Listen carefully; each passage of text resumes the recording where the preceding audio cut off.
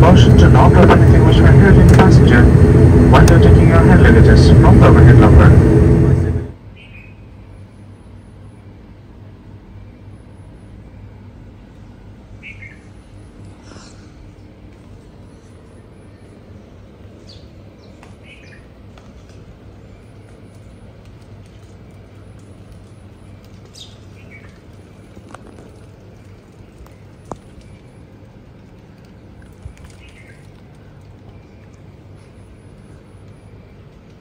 Hello দর্শক, আসসালামু আলাইকুম। কেমন আছেন সবাই? আশা করছি আপনারা সবাই ভালো আছেন।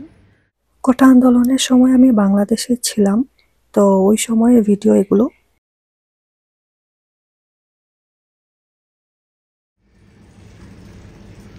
থেকে 15 তারিখে আমার ফ্লাইট হয়েছে, আর সিলেট এসে পৌঁছাইলাম জুলাই 17 তারিখে সকালে। আমি ঢাকা থেকে বাই ফ্লাইট চলে আসছি, এই জন্য আর এত ভেজাল মেবি টের পাইনি।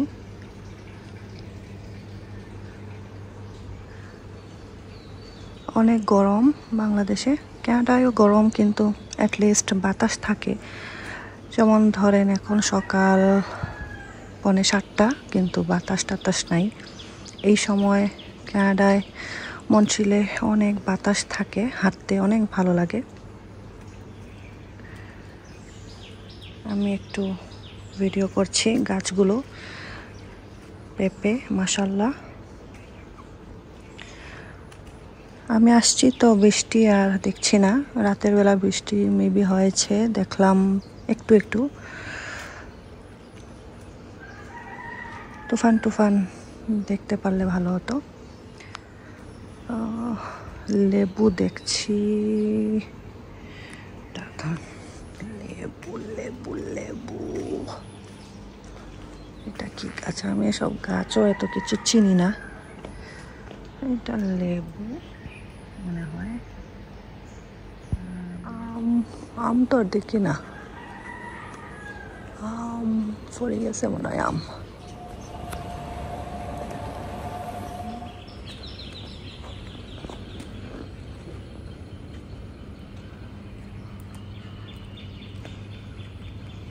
কি গাছ? লেবু গাছ লাগে।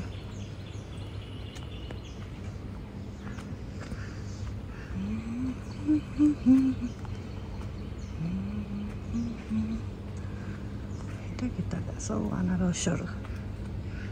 তো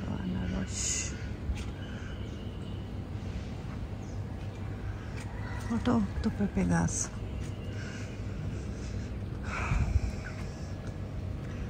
মারাত্মক গরম, বাতাস নাই এক ফুটাও।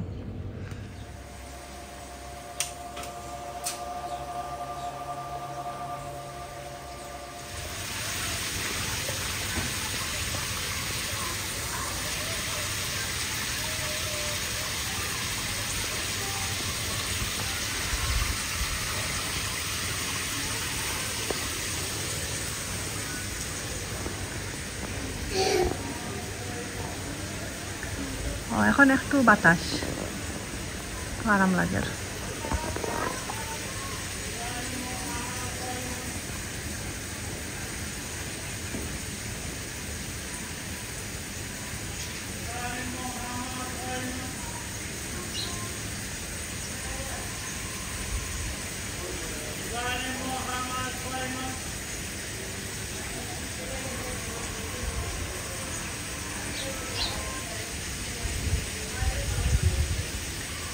করিও না খালি।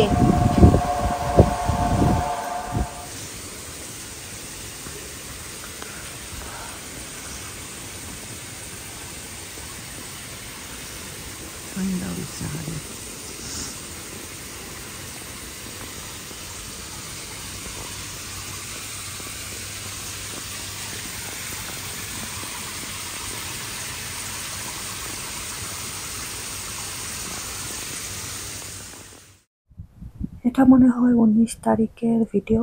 আমি আমার বাসায় গিয়েছি, আর কোথাও যাওয়ার মতো সময়ও ছিল না, পরিস্থিতিও ছিল না। সবাই জানেন বাংলাদেশের কি অবস্থা হয়ে গিয়েছে এই সময়টাতে। আমাদের তো 2 দিন রাস্তায় শেষ হয়ে যায়। তো আমি বাংলাদেশে টোটাল 3 রাত পেয়েছিলাম। বাসায় যাওয়ার আগে একটু বেবি গার্ডেনে গেলাম, বাচ্চার জন্য কিছু টুকটাক কিনলাম, আর মশলা বাজারে গেলাম এখানে টুকটাক আনার জন্য। আমি বাংলাদেশে যাওয়ার 2 দিন পরেই তো ইন্টারনেট বন্ধ হয়ে যায়, কারোর সাথে কথা বলতে পারিনি। কি একটা সমস্যার মধ্যে ছিলাম। আমার বড় মেয়েকে রেখে গিয়েছিলাম ওর বাবার কাছে, ওর নানি খালা এসে ওকে দেখাশোনা করেন। তো ওদের সাথেও যোগাযোগ হচ্ছিল না, আর ডিরেক্ট কলও আপনার এত ক্লিয়ার শোনা যেত না।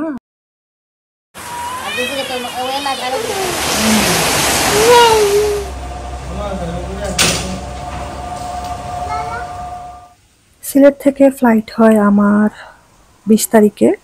ইউএস বাংলায় ঢাকায় চলে আসি 4:30টার ফ্লাইট। আর আমার 21 তারিখ মানে 12টার পরে তো 21 তারিখ হয়ে যায়, রাতে 3:45টার দিকে ফ্লাইট হয় ঢাকা থেকে কাতার এয়ারওয়েজে। আমার সাথে ছোট মেয়ে ছিল, তো আমি টেনশনে ছিলাম, কারণ আমার আগের দিনেই আমি শুনেছি অনেকগুলো ফ্লাইট ক্যান্সেল হয়েছে কাতার এয়ারওয়েজ। তারপর তো সিলেট থেকে আসার দিনও কারফিউ ছিল, আর আমরা উত্তরাতে একটা হোটেলে উঠি। তো উত্তরার পাশেও নাকি অনেক মারামারি হয়েছে। তো এগুলা শুনে অনেক ভয় কাজ করছিল, কারণ জীবনেও কখনো এগুলা ফেস করিনি আল্লাহর রহমতে। আন্দোলনের সময় আমি ছিলাম দেশে, আর আপনারা যখন ব্লগ পাবেন তখন অলরেডি আমাদের দেশ সেকেন্ড টাইমের মতো স্বাধীন হয়ে গিয়েছে আলহামদুলিল্লাহ। কিন্তু আমাদের যেই লসটা হয়েছে সেটার জন্য আসলে আফসোস হয়। অনেক বাবা মা তাদের সন্তানদের হারিয়েছেন, আমাদের কত ভাই বোন শহীদ হয়েছেন। আফসোস এটাই যে ওরা এই খুশির দিন দেখে যেতে পারলো না, যার কারণে আন্দোলন করলো, কত কিছু হয়ে গেল।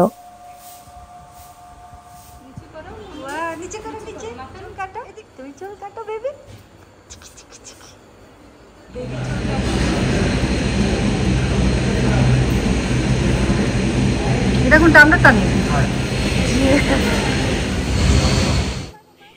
এই আন্দোলনের সময়টাতে কিভাবে পুলিশ আমাদের শিক্ষার্থীদের মারলো, মানে মনে হয়েছে মশা মাছি আমরা যেভাবে মেরে ফেলি সেভাবেই মেরেছে। এটা একদমই অ্যাকসেপ্টেবল না। আর আমার কেন জানি বাংলাদেশের পুলিশগুলারে ডাকাতের মতো মনে হয়। যখন আমরা বাংলাদেশে যাই, ইমিগ্রেশন হয়, তখন যেখানে বসে থাকে পুলিশ কয়েকটা, চেহারা দেখলে মনে হয় আমরা না জানি কি একটা ক্রাইম করে বাংলাদেশে গিয়েছি। এমন আলতু ফালতু কোয়েশ্চেন করে যেগুলা মিনিং নেই, আর হাসি খুশি তো মুখে নেই। যাই হোক, তো যেটা হয়েছে সেটা অবশ্যই অ্যাকসেপ্টেবল না। আর খুনি হাসিনা উনি রিজাইন করে পালিয়েও গিয়েছেন। সেলফ রেসপেক্ট যদি থাকতো তাহলে উনি এভাবে পালিয়ে যেতেন না। রাজনীতি তো করি না, বুঝি না, বাট এতটুকুই বুঝি যেটা হয়েছে খুবই খারাপ হয়েছে। আর গণভবনেও যেভাবে লুটপাট করা হয়েছে দেখলাম, মানুষজন হাসিনার শাড়ি টাড়ি এগুলা নিয়ে এসেছেন, আবার শুনলাম ফিরিয়েও দিয়েছেন, জানি না কতটুকু সত্য। বাট যদি ফিরিয়ে না দেন এটা খুবই খারাপ হলো, কারণ আপনি একজন খুনির শাড়ি আপনার বউকে দিচ্ছেন, মা বোনকে দিচ্ছেন, আপনি এটা আপনার শরীরে লাগাবেন কিভাবে? আপনার কি মনে পড়বে না এতগুলা স্টুডেন্টস মারা গেল ওনার কারণে? উনি একজন খুনি, ওনার বিছানা চাদর ম্যাট্রেস সব কিছুই নিয়ে আসছে। আরও অনেক বাজে পিকচার্সও দেখলাম যেগুলো বলার মতো না। দেশ স্বাধীন হলে কি হবে, মানুষের মধ্যে সভ্যতা এখনো আসেনি। স্বাধীন হওয়ার পরেও অনেক জায়গায় অনেক তুলপাড় হচ্ছে শুনছি। তো আল্লাহ আমাদের সবাইকে সেই বোঝটা দেন যাতে আমরা বুঝি, স্বাধীন দেশ আমরা যাতে শান্তিতে সবাই মিলেমিশে থাকতে পারি, সেই দোয়া করি। তো আমরা কাতারে আসি আমার মেয়েকে নিয়ে। আমার ডিলে হয় 2 ঘন্টা, ডিলে হওয়াতে ভালো হয়েছে, একটু ফ্রেশ হয়ে নিলাম, মেয়েটাকেও ফ্রেশ করলাম। 1 ঘন্টা 2 ঘন্টা ট্রানজিট আসলে এনাফ না, যদি সাথে বাচ্চা থাকে। 4 ঘন্টা ঠিক আছে, আপনি ফ্রেশ হতে পারেন, বাচ্চাকে ফ্রেশ করলেন। তো আমি এই সময় পাওয়াতে আমার বাচ্চাটাকে খাওয়ালাম। প্লেনে একদমই খাইনি, আমিও প্লেনে ঘুমাতে পারি না, খেতে পারি না। তো এই ছিল আমার ছোটোখাটো বাংলাদেশের ব্লগ। আমি কোথাও যাইনি, পরিস্থিতি তো ছিল না যাওয়ার মতো, আর আমি নিজেও গিয়েছি 3 রাতের জন্য, এনাফ সময় ছিল না। তো ইনশাল্লাহ আগে সুন্দর সুন্দর ব্লগ আসবে। একটু ব্যস্ত সময় যাচ্ছে আমার। দোয়া করবেন সবাই আমার এবং আমার ফ্যামিলির জন্য। সবাই ভালো থাকবেন, সুস্থ থাকবেন। আল্লাহ হাফেজ।